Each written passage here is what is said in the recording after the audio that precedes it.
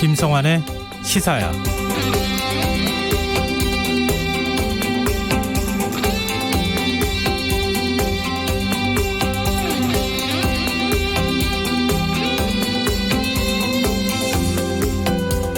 서울 구로구 콜센터에서 발생한 집단 감염 사태로 인해 코로나19 확산을 우려하는 목소리가 커지고 있습니다. 실제로 지난 8일 첫 번째 확진자가 나온 이후 사흘 만에 콜센터 관련 확진자 수는 100명에 육박할 만큼 늘었는데요. 이번 일을 계기로 근무 환경에 대한 근본적인 고민이 필요하다는 지적이 나옵니다. 실제로 대부분의 콜센터 직원들은 칸막이 간격이 1m도 채 안 되는 빽빽한 공간 속에서 일을 하는데요. 고객 응대에 불편을 줄 수 있다는 이유로 마스크까지 착용하지 못하고 있다고 합니다. 또 민간 콜센터 대부분이 하청업체 형태로 운영되다 보니 아파도 휴가를 쓰기 어렵다고 하는데요. 이런 근무 환경에 놓여 있는 것은 비단 콜센터 노동자뿐만은 아니겠죠. 사회적 거리두기가 확산하면서 재택근무가 늘었지만 여전히 보호받지 못하는 노동자들이 많다는 사실에도 우리 사회가 관심을 가져야 하지 않을까 합니다. 시사평론가 김성환입니다. 국회가 코로나19 추경 예산안 심사에 들어갔습니다.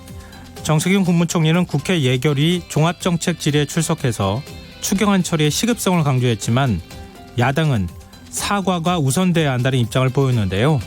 잠시 후 뉴스야에서 자세한 내용 살펴보겠습니다. 더 깊이 있게 들여다보는 인터뷰 시간에는 오늘과 내일 이틀에 걸쳐서 코로나19 추경안 처리와 재난기본소득에 대한 여야 정치인의 입장을 듣는 시간 마련했는데요. 오늘은 홍일학 더불어민주당 의원과 이야기 나눠보겠습니다.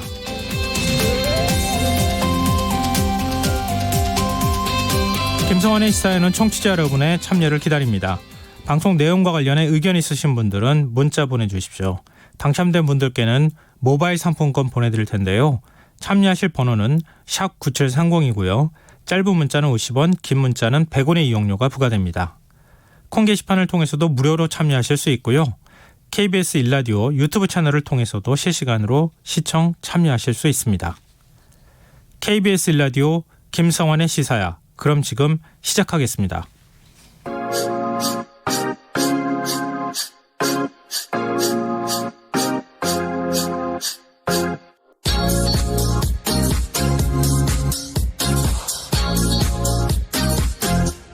KBS 일라디오 김성환의 시사야.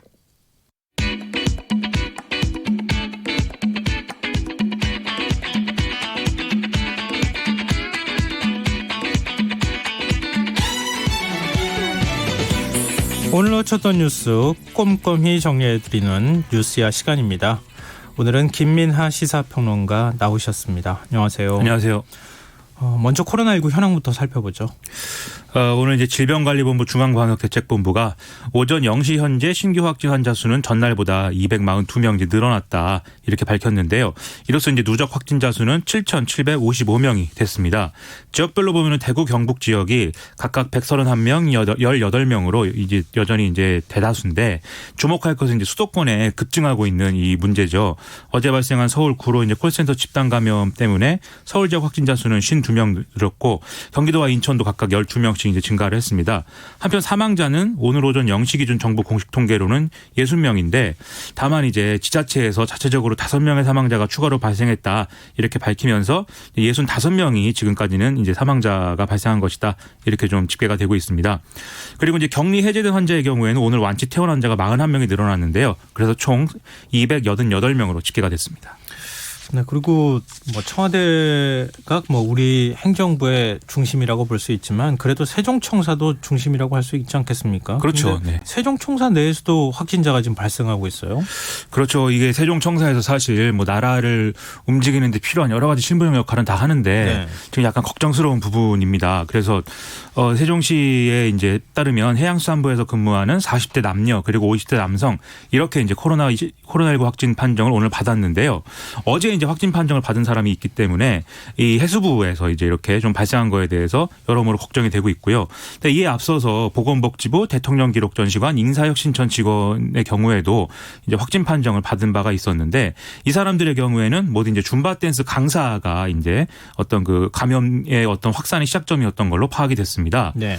이 세종시에서 발생한 2번 확진자의 경우인 거죠. 하지만 지금 해수부 직원들은 감염이 어디서 이제 된 것인지 정확히 파악이 안 되고 있는 상황이고요.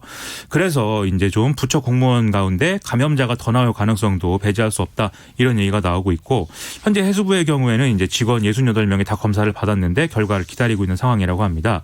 여기에 이제 교육부에서도 이제 처음으로 확진자가 발생을 했다라고 이제 얘기가 나오는데요.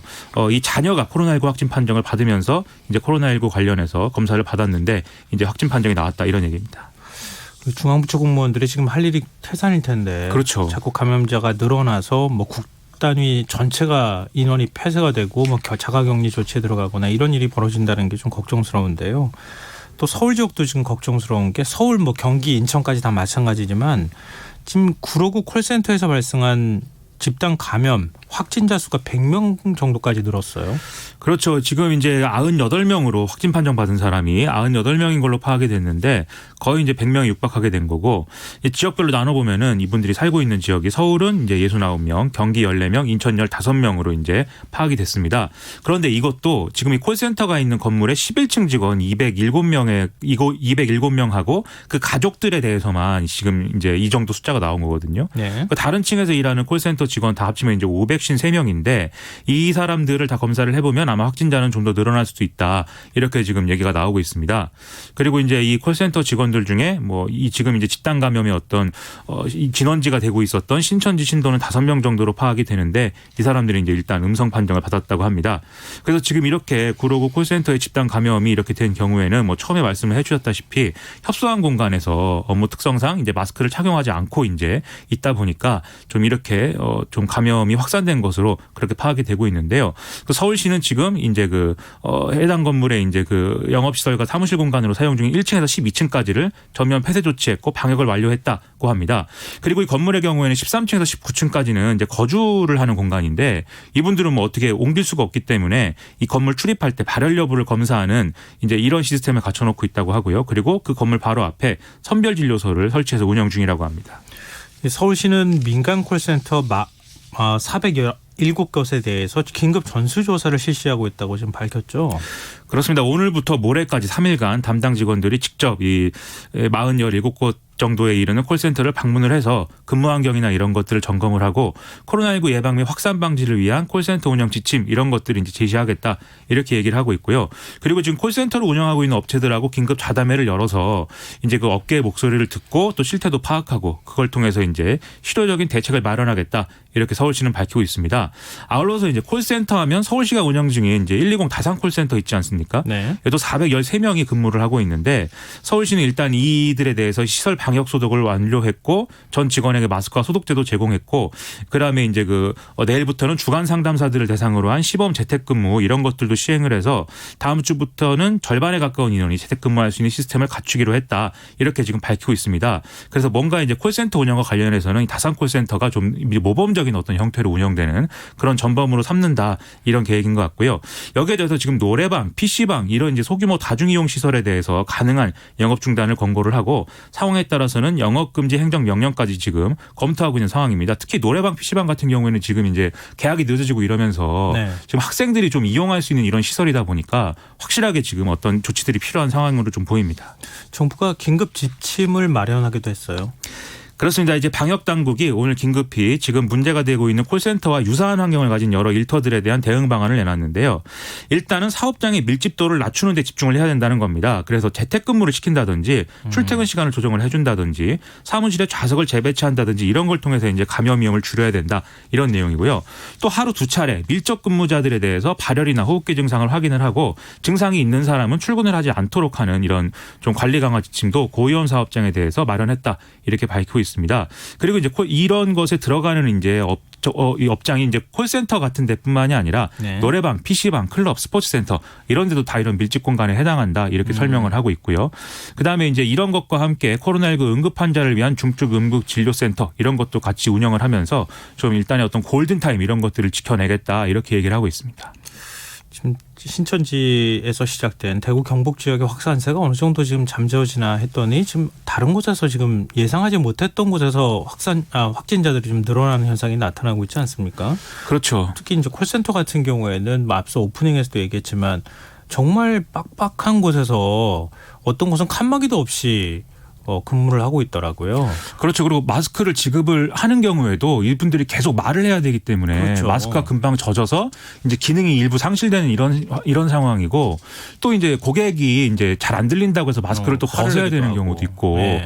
그리고 지금 이 콜센터의 경우에는 지금 증상이 처음 이런 좀 의심 증상이 나타난 게 한 뭐 오래됐다고 하지 않습니까? 2주 가까이 됐다는 건데. 정도에 나타났다고 하니까요. 그렇습니다. 그렇다는 것을 고려해 보면 사실 이 구로에 있는 콜센터뿐만 아니라 다른 이런 좀 밀집되어 있는 이런 그 일터의 경우에는 우리가 파악하지 못한 어떤 이런 집단 감염 사례가 또 있을 수도 있기 때문에 지금 철저하게 신속하게 파악을 빨리 해보는 게 중요할 것 같습니다.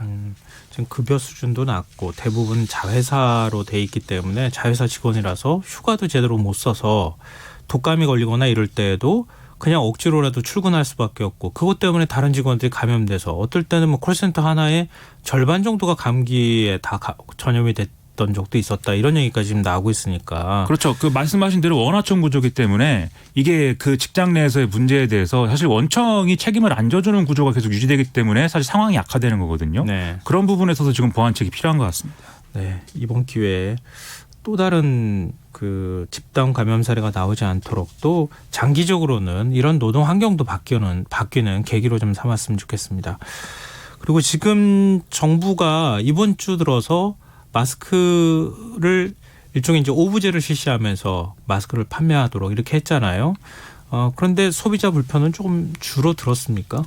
일단 오늘까지 상황을 볼 때 예를 들면 약국에서 이제 판매하는 시간을 각각 조정하고 뭐 그것에 맞춰서 이제 소비자들이 약국에 이제 마스크를 구입하러 찾아가고 그런 과정도 전화를 통해서 알아본다든지 나름의 이런 어떤 이 마스크를 사기 위한 어떤 뭐 나름의 가이드라인을 갖춰가는 과정인 것 같습니다. 그래서 뭐 불편함이 없을 수는 없는데 조금씩 개선되어 가는 상황이다. 저는 이렇게 이제 느꼈는데요. 다만 이제 몇 가지 지금 서비스에 문제가 있어서 오늘은 좀 그게 좀 화제가 많이 됐죠. 네.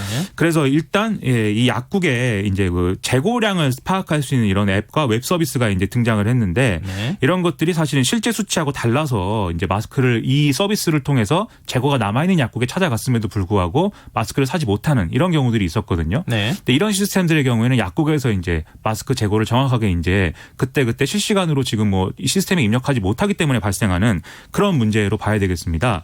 그리고 여기에 더해서 이제 중복 구매 시스템에 접속이 1시간 동안 끊기는 이런 이제 지연되는 일이 있었는데요.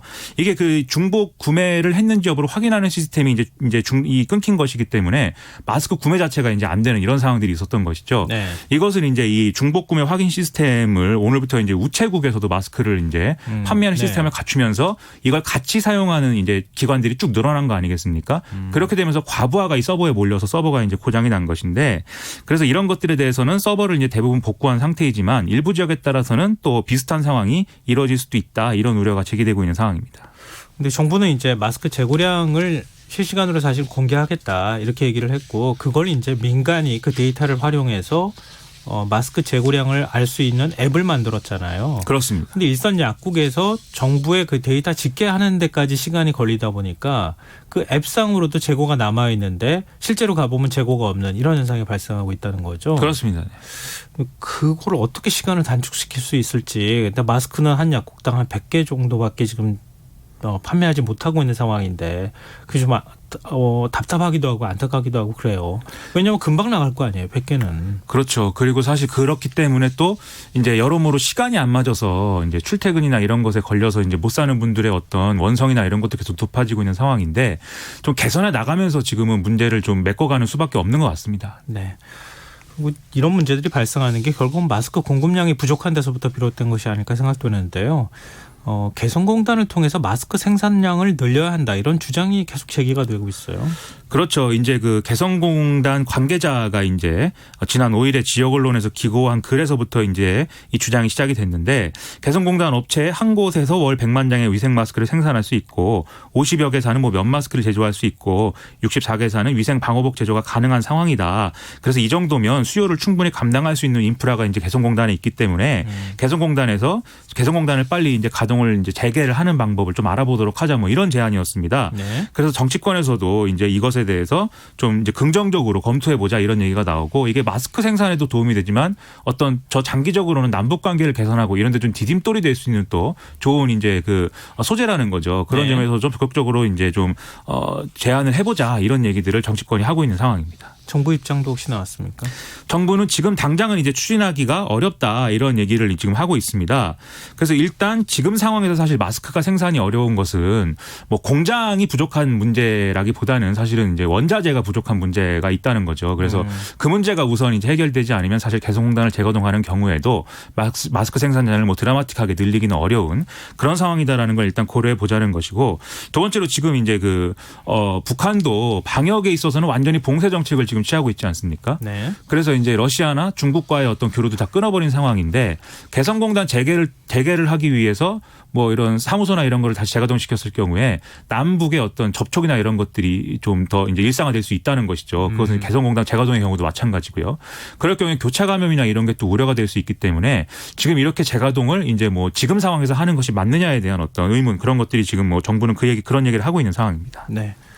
마스크 오브제와 관련해서 청취자 한옥성님께서 의견을 주셨는데요. 광주광역시 거주 중입니다. 오늘 오전 11시경에 동네 약국에 마스크 사러 갔는데 기다림 없이 샀습니다. 오브제 좋은 것 같습니다. 선착순보다는 훨씬 낫네요. 또 이런 의견을 주시는 분들도 있네요. 그렇습니다. 혼선이 빚어지는 곳들도 일부 있는 것 같고요. 네. 저도 이제 돌아다니면서 보면 어느 지역은 이제 좀 원활하게 이루어지는 지역이 있는가 하면 또 어느 지역은 약국 앞에 좀 줄을 좀 서야 되는 그런 경우들도 있습니다. 그런데 분명한 것은 그 이전에 이제 오브제 시행 전에 우리가 공적 마스크 구하기 위해서 길게 줄을 섰던 그런 네. 상황보다는 지금 상황이 좀 더 안정적으로 가고 있는 것은 사실인 것 같습니다. 네. 빨리 국민 불편이 좀 해소됐으면 좋겠습니다. 그리고 정부가 코로나19 확진자가 급격하게 늘고 있는 이란과 이탈리아를 검역관리 지역으로 지정을 했어요. 그렇습니다. 오늘 0시부로 중앙재난안전대책본부가 이탈리아와 이란에 대해서 이 검역단계상 검역관리지역으로 지정을 해서 발열 체크 그다음에 유증상자에 대한 대상 검역조사를 시행한다 이렇게 밝혔는데요. 이에 따라서 이 코로나19의 이 감시기간이라고 할 수 있는 14일 이내에 해당 지역을 체류했거나 경유한 사람은 입국 시에 반드시 건강상태 질문서를 작성해서 검역관에게 제출하도록 이제 됐습니다. 그리고 특별 입국 절차를 거쳐서 이렇게 들어온 사람들은 자가진단 앱을 또 설치를 해서 이 증상 발현이 됐는지 여부를 모니터링하는 이런 대상이 되고요. 그리고 이제 만약 필요한 경우에는 검역소에서 이제 선제 격리를 한 다음에 진단 검사를 하는 이런 과정을 또 이제 거치게 됩니다. 그리고 이제 이런 이제 해당 국가의 입국자에 관한 정보에 대해서는 앞서 말씀드린 이제 마스크와 관련해서 뭐 이제 추가적으로 만들어져 있는 의약품 안전 사용 서비스 또는 이제 해외 여행력 정보 제공 프로그램 뭐 이런 걸 통해서 의료기관에 그 기록이 제공될 수 있다. 그리고 진료 시에 참조할 수 있다. 이렇게 지금 밝히고 있는 상황이고요. 그리고 이것과 별개로 외교부는 또 이탈리아 전 지역에 여행 유의를 뜻하는 1단계 경보를 발령한 상황입니다. 지금 해외 코로나19 확산 상황은 어떻습니까? 지금 일단 중국은 그래도 조금 좀 안정세라고 볼 수 있는데 네. 중국의 문제가 아니라 지금 미국이나 유럽으로 지금 확산이 되고 있는 이런 상황입니다. 네. 그래서 이제 WHO 집계 기준으로 이탈리아와 이란의 확진자 수가 지금 중국 다음으로 가장 많다 이런 이제 통계가 나오고 있는데요. 중국이 지금까지 8만 명이 넘는 확진자가 발생했고 누적자 수가 3,158명이다 이렇게 얘기하고 있는데 누적 사망자 수가 그렇습니다. 네. 이탈리아의 경우에는 지금까지 이 확진자가 11,409명이고 모두 이제 631명이 숨진 걸로 지금 집계가 되고 있거든요. 그 이란도 누적 확진자가 8,042명이고 지금까지 201명이 숨진 걸로 나타나고 있으니까 계속 이제 심각한 상황으로 이어지고 있는 것이죠. 그리고 미국의 경우에는 현지 시간 10일 기준으로 지금 확진자 수가 770명을 넘겼다는데 아마 지금 시점에 아마 1,000명을 넘겼을 거다 이런 이제 추측이 가능한 것 같고요. 그다음에 이 사망자의 경우에도 이 26명이 지금 발생했다 이런 얘기가 나오고 있는 상황이고 그리고 일부 주의 일부 도시의 경우에는 지금 봉쇄 조치를 한다 이런 얘기들도 나오고 있습니다. 그리고 더 문제가 될 만한 것은 미국의 이제 질병통제예방센터의 이제 예산 문제나 이런 것이 문제가 지금 되고 있다는 건데요. 그래서 지금 하원 청문회에 이 담당 국장이 출석을 해서 이 주 지역 공중보건연구소의 장비와 인력이 지금 부족한 상황이다. 그동안 우리가 투자를 하지 않아서 문제가 더 새롭게 발생하고 있다라고 얘기를 하고 있기 때문에 미국 상황은 조금 더 심각해질 걸로 좀 보입니다. 네. 뭐 프랑스는 국회의원들이 막 감염이 돼서 마크롱 대통령한테 혹시 전염이 된 것 아니냐 그래가지고 나라가 뒤집어졌고 영국 같은 경우에는 보건차관이 감염됐다는 소식도 들리고 그렇습니다. 더군다나 이 보건부 차관은 지금 영국의 보리스 존슨 총리라든지 또 이런 유력 인사들하고도 자주 접촉하는 걸로 알려져 있어서 영국도 비슷하게 지금 불안한 상황이죠. 상황이 좀 심각한 상황으로 가는 거 아닐까 걱정이 좀 됩니다. 국회 추경 심사 얘기도 좀 해보죠. 오늘 11조 7천억 원 규모의 추경 예산안에 대한 본격적인 심사에 들어갔는데요.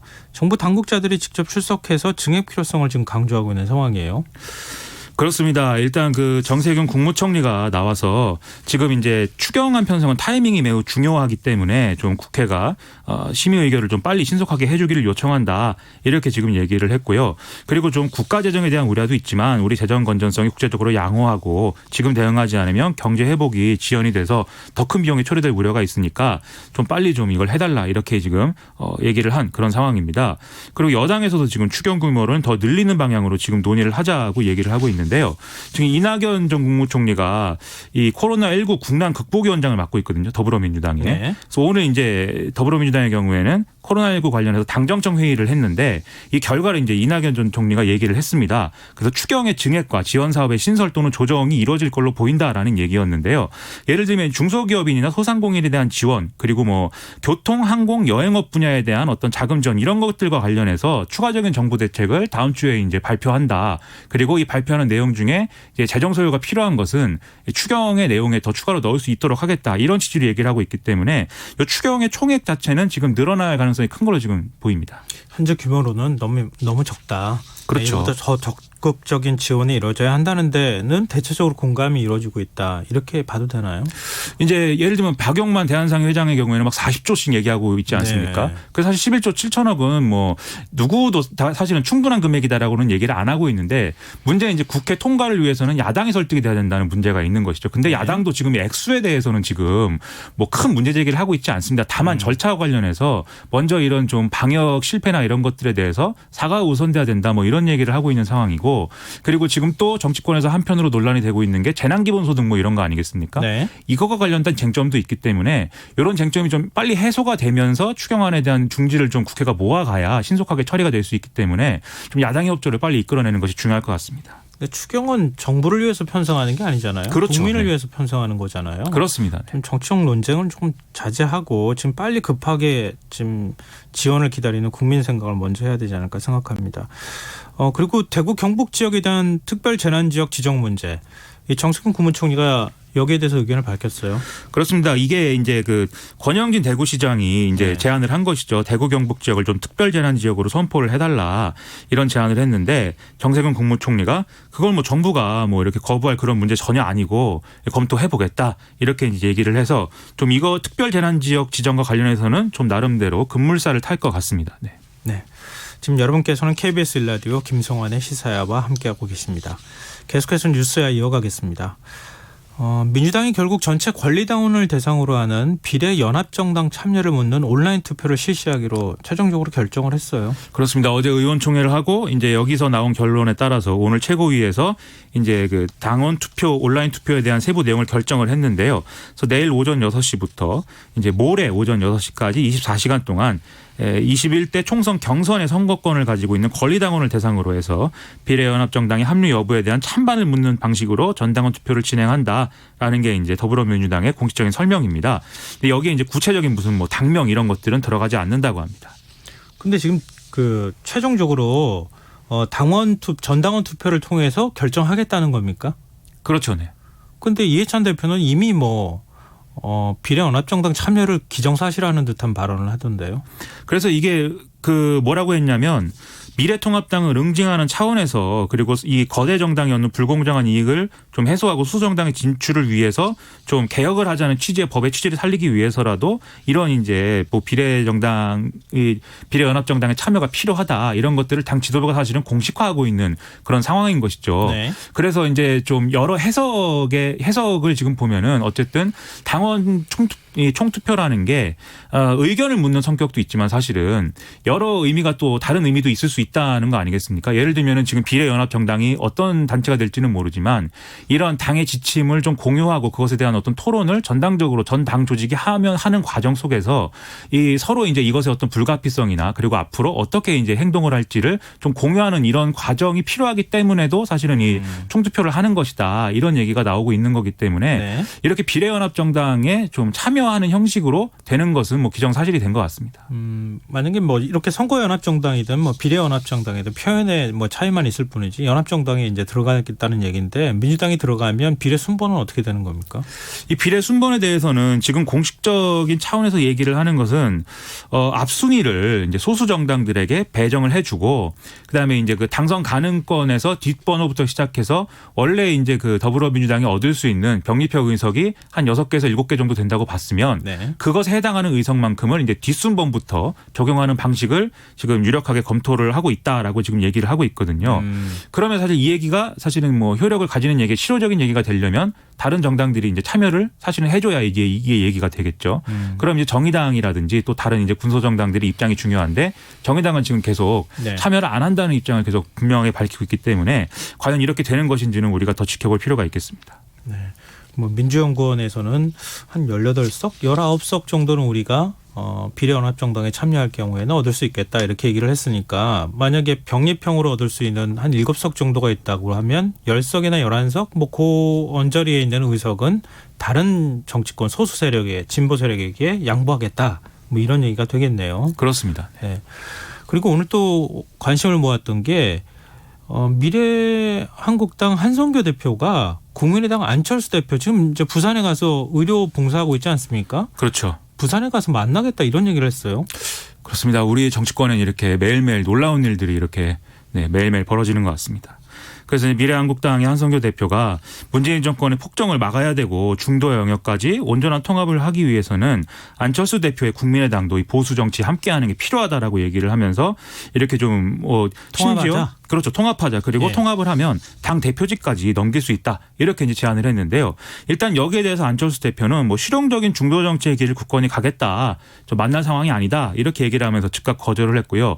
심지어 지금 안철수 대표의 곁을 지키고 있는 뭐 몇 안 되는 현역 의원이라고 볼 수 있는 권은희 의원의 경우에는 네. 뭐 스토킹이다. 이렇게 얘기를 하면서 상당히 강하게 반발을 하고 있는 그런 상황입니다. 술을 자셨냐 뭐 이런 표현도 그렇죠. 사실은 사용하던데요. 네, 아마 술은 뭐 가끔 드시기도 하는 걸로 제가 알고 있습니다. 네. 안철수 대표가 거절한 배경 어떻게 분석할 수 있습니까? 일단 이제 안철수 대표 입장에서는 이번 총선을 어떻게 규정할 것이냐의 문제가 사실은 있을 텐데요. 그래서 국민의당이라는 정당으로 뭐 엄청나게 뭐 사실은 뭐 큰 성과를 내기는 다소 좀 어려운 부분들이 있지만 그래도 최선을 다해봐야 되는 거 아니겠습니까? 요즘에 이제 안철수 대표의 어떤 지지율이나 국민의당 지지율을 좀 살펴보면 정치에서 좀 멀리 떨어져 있을수록 그리고 그 정치와 무관한 영역에서 자기의 실력을 발휘하는 어떤 모습을 보일수록 사실은 지지율이 좀 모이는 이런 상황이 되거든요. 네. 그런데 한성교 대표의 뭐 이런 통합 제안이나 이런 것들을 받아들였을 경우에는 다시 이제 정치와 가까워지면서 사실은 안철수 대표를 지지하는 그런 마음들이 떠날 수도 있는 상황이기 때문에 일단은 그런 차원에서 거절을 한 걸로 보이고요. 네. 그리고 이번 총선은 일종의 대권으로 가는 징검다리 아니겠습니까 결국은. 그래서 대권 주자로서의 어떤 자기의 어떤 가치나 이런 것들을 좀 더 살려갈 수 있으려면 일단은 중도 실용이라는 이 타이틀을 계속 붙잡고 가는 수밖에 없습니다. 어차피 이제 대선 이제까지 가는 국면에서는 이제 좌우 양쪽으로 좀 양측의 어떤 그 정치 세력의 어떤 분화가 이루어질 것이기 때문에 그 과정에서는 뭐 함께할 수 있다 하더라도 지금은 자기 브랜드를 지키는 게 중요하다 이렇게 아마 판단을 할 것 같습니다. 네. 미래통합당 얘기도 좀 해보죠. 미래통합당 공천관리위원회가 공천 심사를 거의 다 이제 서울하고 호남 지역 정도 일부 지역구만 빼놓고 다 마무리했다고 해도 과언이 아닌데 공천에 대한 반발 움직임이 심상치 않아요. 그렇죠. 이제 오늘 화제가 된 것은 이제 삼선 권성동 의원이 이제 공천 배제가 됐고 여기에 대해서 홍윤식 전 행자부 장관 단수 공천안 이런 거였는데요. 네. 이게 왜 이렇게 권성동 의원 공천 배제됐느냐라는 이유를 묻는 이 기자들 질문에 대해서 김영호 공관위원장이 시대의 강을 건너려고 하면 밟고 지나가야 할 다리가 필요하다 이렇게 얘기를 했습니다. 네. 사실 이게 그냥 하는 말은 아니고 이제 일정한 의미가 실린 거죠. 그래서 그 의미를 사실은 모를 리 없는 권성동 의원이 국회 정론관에서 기자회견을 열고 이거는 사실 자신이 뭐 다른 어떤 의정 활동에 대한 평가나 이런 게 아니라 과거에 법사위원장을 하면서 박근혜 전 대통령에 대한 탄핵소추위원장을 맡은 이런 이력 때문에 부담스러워서 자기를 이제 컷오프한 것이다. 이것은 지금 뭐 그동안의 어떤 보수통합 과정에서 탄핵의 강을 건너자라고 우리가 합의한 바가 있는데 네. 그러면 이렇게 되면 강을 건넌 게 아니지 않느냐. 이것은 그래서 받아들일 수가 없고 무소속 출마를 하기 전에 일단 재심을 신청을 하고 그것이 받아들여지지 않으면 무소속 출마할 수 있다는 취지의 얘기를 하고 있는 상황입니다. 김영호 공관위원장도 입장을 여기에 대해서 밝혔어요. 지금 홍준표 전 대표도 그렇고 뭐 지금 여러 가지 무소속 출마 움직임이 나오는 것에 대한 입장을 지금 밝히지 않았습니까? 그렇죠. 무소속 출마를 한다고 하는 거에 대해서는 지금 뭐 예를 들면은 무소속 출마를 할 가능성을 보이는 이런 사람들이 무소속 연대를 이뤄서 무슨 뭐 공동 행동을 할 것처럼 이렇게 얘기를 하고 있는데 그런 것들은 당에 대해서 어쨌든 큰 어떤 피해를 입히는 일이기 때문에 그런 것들은 일절 인정할 수가 없고 그다음에 이 어떤 그 선거가 끝난 이후에 혹시라도 무소속 으로 당선이 되더라도 다시 당이 받아줘서는 안 된다라는 취지의 입장을 지금 밝힌 상황입니다. 네. 그리고 앞서 제가 안철수 대표가 의료봉사를 부산에 가서 하고 있다고 대구죠. 말씀드렸네요. 네. 대구에 가서 하고 있습니다. 죄송합니다. 정의당 얘기도 좀 해보죠. 오늘 선거대책위원회를 공식 발족하고 본격적인 선거체제로 지금 전환했죠. 그렇습니다. 슬로건이 이제 민생을 민생하다라고 하고요. 무슨 뜻인지는 뭐 하여튼 감은 오는데 민생을 민생하다. 그리고 선대위 공식 명칭은 또 코로나19 민생위기 극복 선대위라고 합니다. 네. 그리고 선대위원장을 또 심상정 대표가 직접 맡을 것으로 이제 보이는데 발족식에서 또 이제 비례연합정당에 참여를 하지 않고 선거를 치르겠다 이런 이제 뜻을 재확인할 것이다 이런 얘기 나오고 있고요. 네. 선대위 발족을 하면 첫 행보는 대구고 여기서 이제 재난기본소득의 대구 경북 지역의 도입 이런 것들이 이제 주장할 거라고 합니다. 지금 비례대표 공천은 다 마쳤는데 비례대표 공천을 두고 여러 가지 잡음이 있어요. 그렇습니다. 이 비례 1번 후보가 지금 이제 그 류호정 후보인데 이분이 어떤 그 게임 회사에 취업해서 노동조합을 만들고 뭐 이런 활동을 한 사람이고 과거에는 그리고 게이머로 활동하기도 하고 또 게임 BJ 인터넷 방송하는 그런 이제 이력도 갖고 있는 이런 분이거든요. 네. 그러니까 여기에 대해서 더불어민주당의 공천관리위원 중에 한 명이자 프로게이머 출신인 황희두 씨가 일명 대리게임 논란 문제를 제기하면서 좀 논란이 되고 있습니다. 그래서 과거에 이제 우리 젊은이들이 흔히 이제 롤이라고 부르는 게임이 있습니다. 사실 저는 잘 모르는데요. 전 나이가 그래도 비교적 젊은데 잘 모릅니다. 근데 롤인데 네. 이게 이제 많은 사람들이 경쟁을 하는 게임이고 그래서 순위가 정해지는 게임인데 본인 실력으로 하지 않고 과거에 남에게 이제 자기 아이들이 빌려줘서 남의 실력을 좀 이렇게 좀 빌어서 이제 순위를 좀 앞당겼다 이런 이제 의혹이 제기되고 있고 이 점에 대해서는 류호정 후보는 그 당시에 그런 일이 있었다고 인정을 했고 다만 거기에 대해서 사과를 한 그런 상황입니다. 이 뭐 대리시험하고 똑같다 뭐 이런 얘기도 나오는데 이미 그때 사과를 했다 이렇게 얘기를 하고 있는 상황이어서 정의당은 뭐 별 문제 없다고 얘기를 하는데 하여튼 좀 어떤 평가가 계속 나오는지 좀 지켜보겠습니다. 이 부분은 네. 사실 앞으로 비례정당 투표와 관련해서 정의당과 더불어민주당이 갈등을 빚는 구도로 갈 가능성이 크다는 걸 보여주는 사례여서 네. 그 점도 같이 보는 게 좋을 것 같습니다. 네, 오늘 뉴스 여기까지 하겠습니다. 지금까지 김민하 시사평론가였습니다. 고맙습니다. 고맙습니다.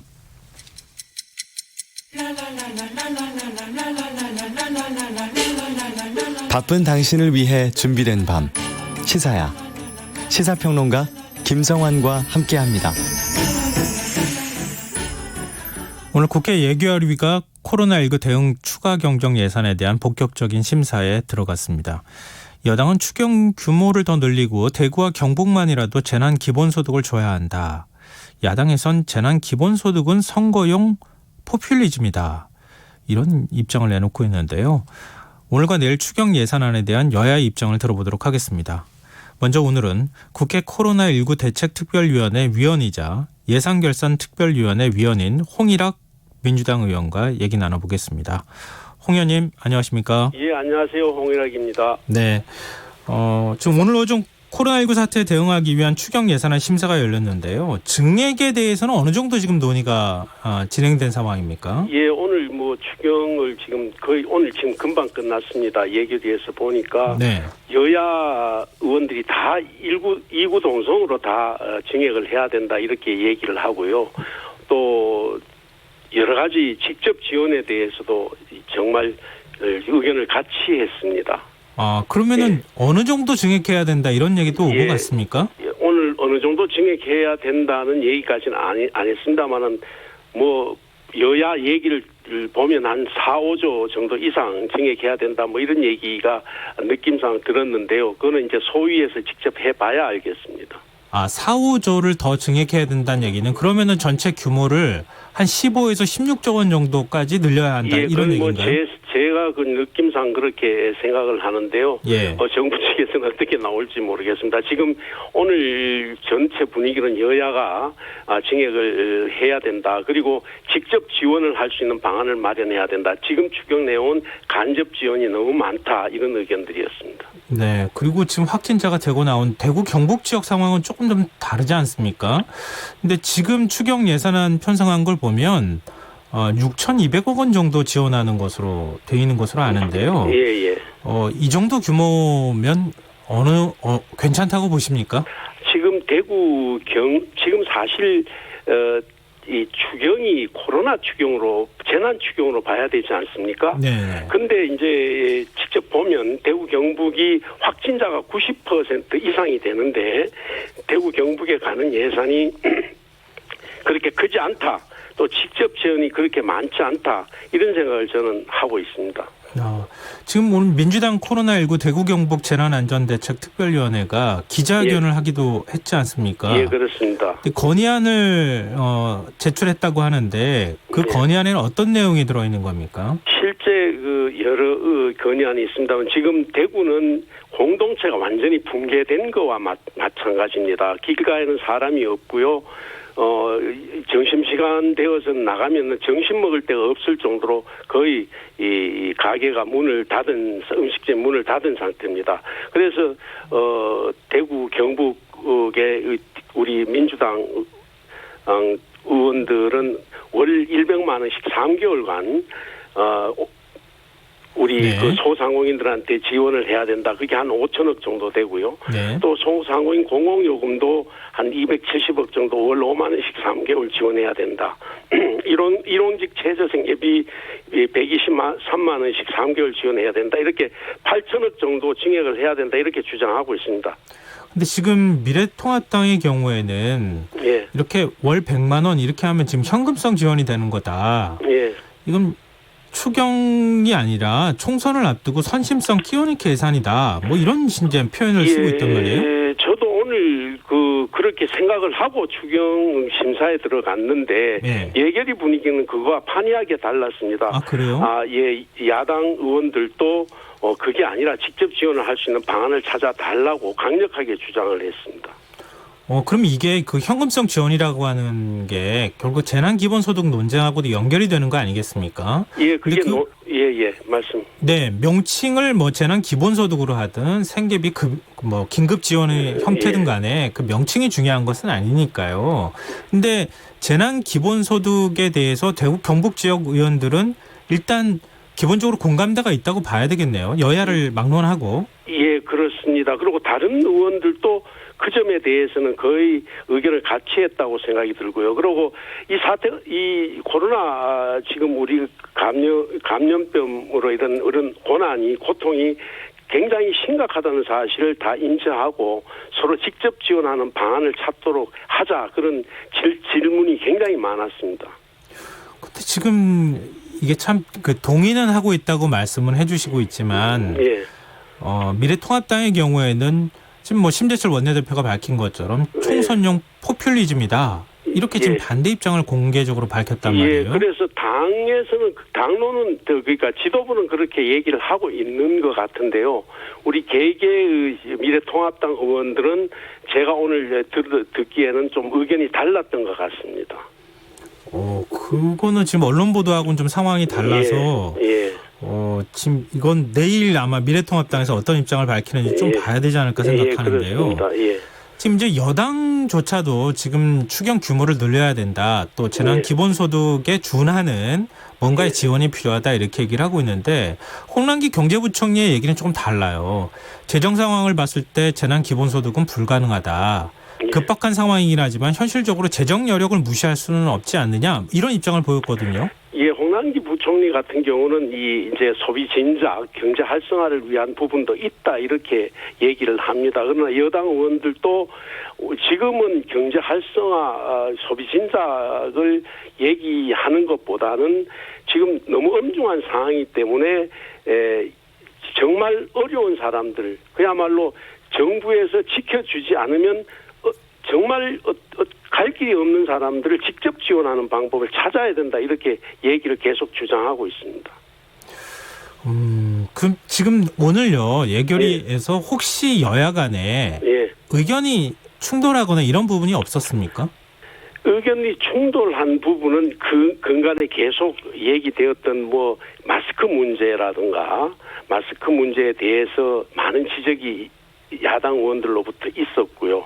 또 이렇게 확산된 것에 대한 중국인 금지 전면 금지를 늦게 했다라든가 이런 부분에 대한 정략적 공격들도 있었습니다만은 네. 이 우리 자영업자라든가 소상공인 뭐 여러 경제적 약자들을 어떻게 하자는 데 대해서는 제가 느끼기에는 공감대가 많이 형성되었다 이렇게 생각합니다. 근데 마스크 문제와 관련해서 정부가 먼저 사과하지 않으면 추경 심사에 들어가지 않겠다 뭐 이런 식의 발언을 한 의원도 있었다고 제가 알고 예. 있는데 정부 사과 문제에 대해서는 어떻게 보십니까? 예, 정부에서도 유감 표명을 했고요. 그렇게 매끄럽지 못했던 부분에 대해서는 여러 가지 이 설명이 있었습니다. 근데 지금 대구시의 경우에는 재난기금이 2천억 원 넘게 있지만 방역 활동에만 쓸 수 있을 뿐이고 취약계층에는 지원되고 있지 않다. 예. 고인돈이라고 하는 지적이 지금 나오거든요. 이 문제에 대해서는 어떻게 보십니까? 지금 아까도 잠깐 말씀드렸지만 그런 직접 지원 부분 또 어떻게 보면 항목이 대구 경북을 그걸 직접 지원할 수 있을 항목들을 새로 신설하든지 어떤 방법을 찾아야 된다라고 주장도 했습니다. 그리고 재난 기본소득에 대해서요. 예. 대구 경북 지역의 경우에는 굉장히 특별한 상황이긴 한데 예. 어느 계층까지 지원해 줘야 할 것인가 이게 또 하나의 쟁점 아니겠습니까? 예를 들면은 취약계층이나 아니면은 차상위 계층 그리고 이제 소상공인 예. 이런 계층을 중심으로 해서 하고 예. 일반 뭐 정규직 직원에 해당하는 그런 분들은 지원해서 빼야 된다 이런 의견도 있고 예. 그게 일종의 행정비용이다 걸러내는 작업 자체가 그러니까 그냥 일괄적으로 지급해야 된다 이런 얘기도 있는데 홍 의원께서는 어느 쪽의 의견을 갖고 계십니까? 일괄 지급하기는 아직 국가 재정이 어려운 점이 있다라고 생각이 들고요. 네. 그래서 지금 가장 피해를 보고 있는 그 제도 밖에 있는 뭐 노점상이라든가 이런 분들에 대한 지원도 해야 되고 그다음에 자영업자 소상공인들이나 이렇게 직접 어려움을 겪는 사람들의 그 분들에 대해서 어떤 직접 지원할 수 있는 방안을 찾아야 된다 그렇게 생각합니다. 그리고 지금 그 취약계층에 대한 지원 이거는 주로 이제 현금성 지원에 가까운 얘기들이 논의되는 것 같은데요. 예를 들면 영세 상인이나 이런 분들은 좀 지원의 형태가 달라야 되지 않겠습니까? 지금 뭐 상임위에서 여러 가지 뭐 논의했던 것이 이제 뭐 전기료라든가 쿠폰이라든가 뭐 여러 내용이 있습니다만은 지금 우리가 주장하는 것은 이런 국가가 이런 위기 상황에서 국가가 존재하는 것을 느낄 수 있을 정도의 지원이 있어야 된다. 직접적인 지원이 이렇게 생각을 하고 있습니다. 네. 자, 그럼 홍 의원님 지역구인 대구 상황도 좀 얘기를 해봐야겠는데요. 지금 요즘에 선거운동 때문에 굉장히 좀 바쁘실 텐데 지금 대구에서도 서울에 이어서 콜센터에서 확진자가 추가로 지금 발생했다고 지금 알려지고 있는데요. 지금 어떤 정도 상황입니까? 서울만큼 심각하지 않고요. 지금 대구도 콜센터가 한 60여 개 됩니다. 근데 한 8천여 명이 종사하고 있는데요. 오늘 발표된 것 보면은 전체적으로 한 10명 정도가 지금 확진을 받았고요. 그래서 폐쇄하고 방역 조치하고 이렇게 돼서 더 이상 확산되지 않기를 바라고 있습니다. 근데 지금 대구 지역 경증 환자들이 생활치료센터 입소를 거부하면서 정작 중증 환자의 입원 치료가 늦어지고 있다. 이런 지적도 나오고 있고요. 권영진 대구시장도 이 부분을 강제할 수 있는 법적 장치가 없다 이렇게 호소하고 있는데요. 예. 이거 어떻게 보십니까? 여기에 대해서는? 지금 현재 그런 분들이 있는 걸로 알고 있는데 어떤 방법을 찾아야 돼요. 아직까지 이제 진단 검사를 받지 않은 신천지 교인도 17명이 있고요. 예. 오늘 중으로 5명은 검사를 받겠다고 하고 12명은 경찰서에서 또 소재 파악을 하고 있고요. 또 생활치료 센터에 가지 않은 분도 많이 줄었습니다. 44명 정도가 있는데 그것도 공무원들하고 경찰들이 지금 강력하게 조치를 취하겠다 이렇게 얘기를 하고 있습니다. 그럼 아직 이 결과가 나온 건 아니군요. 이렇게 취하겠다라고 얘기까지 나온 상황이고. 그런데 많이 줄었습니다. 많이 줄었습니까? 예. 그나마 다행입니다. 지금 아직 그 치료센터를 못 가시고 계시는 분들도 꽤 많이 있다고 해서 좀 걱정. 지금 거기도 지금 1,000명 정도 됐는데 1,000명 이하로 줄었습니다. 숫자는 잘 모르겠습니다. 지금 한 900명 이하로 줄지 않았나 이렇게 생각하고 있습니다. 좀 빨리 대책을 좀 만들었으면 좋겠습니다. 예. 그리고 며칠 전부터 코로나19를 극복하기 위한 헌혈 캠페인을 하시고 계시다고 들었거든요. 예. 어떤 내용입니까? 그 헌혈 캠페인을 제가 그 헌혈차를 두 대를 불러서 우리 북구 주민들, 제 지역구 주민들한테 헌혈합시다라고 캠페인을 벌였습니다. 그랬더니 정말 자랑스러운 우리 주민들, 우리 유권자들이 많이 오셔서 두 대를 4시까지 보통 하는데 5시까지 하면서 100여 명이 계속 헌혈을 해주셔서 너무 감사드리고 고맙게 생각합니다. 네. 운동도 바쁘실 텐데 이런 일까지 해주셔서 제가 감사하다는 말씀 대신 드립니다. 오늘 말씀 여기까지 듣겠습니다. 예, 감사합니다. 네, 지금까지 국회 코로나19 대책특별위원회 위원이자 예산결산특별위원회 위원인 홍일학 민주당 의원과 함께했습니다. 오늘도 수고한 당신들의 이야기가 여기 있습니다. 김성환의 시사야. 시사야. 네, 저 여기 있어요. 오늘 하루 AS 해줘. 네, 더 알고 싶은 이야기 놓쳤던 뉴스 제가 알려드릴게요.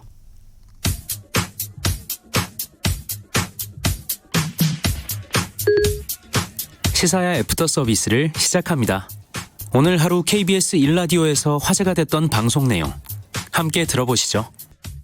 최악의 경우는 0%대 이 경제 성장률도 얘기를 하더라고요. 이런 경우도 상정할 수 있는 상황인 겁니까? 실제로 어떤 사스 사태에 비교해서 보면 가능은 할 수 있을 정도로 어려워져 있다라고 보시면 맞을 것 같습니다. 이게 왜냐하면 지금은 원래 우리가 한 3%대 경제 성장률을 하다가 2019년도에 2%까지 이미 떨어진 상태입니다. 그래서 전반적으로 매출이 부진한 데다가 이제 노동 비용이 오르면서 자영업자나 중소기업들이 이미 많이 약화된 상태로 보셔야 될 것 같습니다. 그래서 여기에 이제 충격이 추가로 왔기 때문에 이제 이걸 반영해서 최근에 이제 국제적인 신용평가사, 이제 대표적으로 무디스 같은 경우에도 기존에 이제 한국 경제 성장률 전망치를 한 1.9% 정도로 했습니다. 정부에서 했던 2.4%보다 좀 이미 낮게 한 상황이었는데 여기서 한 1.4%로 그러니까 0.5%포인트 하향 조정했습니다. 근데 이게 어떤 의미가 있냐면 중국이 올해 경제 성장률 전망치를 똑같은 이제 무디스가 종전에 한 5.2%였는데 이걸 4.8%로 0.4%포인트 내렸습니다. 이게 어떤 의미가 있냐 하면 1.4%포인트라고는 하지만 중국보다 사실 더 내린 거거든요. 네. 그래서 실제로는 오히려 중국보다 상황이 나빠질 수 있다라고 평가하는 부분이 국제 기관들에서 나오고 있기 때문에 광범위한 장기 불황에 대한 좀 우려가 있는 거고 그런 관점 때문에 1% 밑으로 0%대까지도 떨어질 수 있는 가능성에 대한 우려를 하고 있는 것이 되겠습니다. 이게 지금 중장기적인 전망인데요. 경제 성장률에 대한 전망인데 당장 눈앞에 이제 보이는 수치는 사실 증시입니다. 증시. 네. 그러니까 미국 증시 같은 경우에 어제 폭락을 했어요. 네, 근데 우리는 그 전에 한 4%포인트 정도 내려가다가 어제는 또 약간 반등을 보였습니다. 이 증시 전망은 어떻게 보시나요? 현재 이제 증시는 경기 상황을 반영해서 우리는 이미 많이 떨어져 있는 상태라고 보시면 될 것 같습니다. 네. 왜냐하면 작년에, 그러니까 재작년 대비해서 기업들 실적이 상장 기업 기준으로는 대개 한 40%에서 50% 선 정도로 떨어져 있는 상황이 되겠습니다. 네. 그래서 이미 주가가 많이 하락을 해 있는 상황에서 이제 충격이 발생한 거예요. 뭐 그래도 많이 떨어진 건 또 사실입니다. 네, 왜냐하면 2000선이 사실상 이제 붕괴된 상황이기 무너졌죠. 때문에 네. 그래서 2000선 밑으로 내려갔다는 건 실제로는 상당히 안 좋다고 봐야 될 것 같고요. 네. 그다음 이제 또 하나 우려되는 거는 외국 투자자들이 한국 주식을 많이 매도를 하고 있습니다. 그래서 아마 일일 매도로는 역대급 정도 좀 될 것 같습니다. 뭐 조사한 이래로는 최고액이라고 하더라고요. 예. 네네. 그래서 다만 우리는 조금 다른 점은 지금 기관 투자자들이 사실은 상당히 좀 받쳐주고 있는 것은 사실이고요. 그런 부분이 좀 적은 미국의 경우에는 훨씬 하락폭이 큰 것으로 이해하실 수 있겠습니다.